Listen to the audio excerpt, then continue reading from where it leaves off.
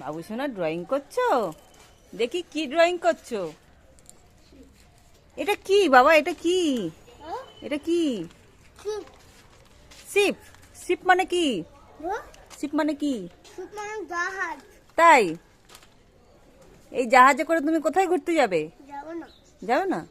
তাহলে তুমি কিসে ঘুরতে যাবে? প্লেনে? প্লেনে? তুমি কি খাচ্ছো? চিপস খাচ্ছো?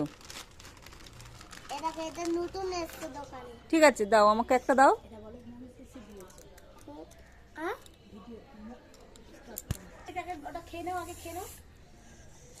অতটা মুখের মধ্যে দিয়ে দিয়েছো? কে দিয়েছে তোমার এই চিপসটা? তাই? দাও আমাকে একটা দাও। দেবে না?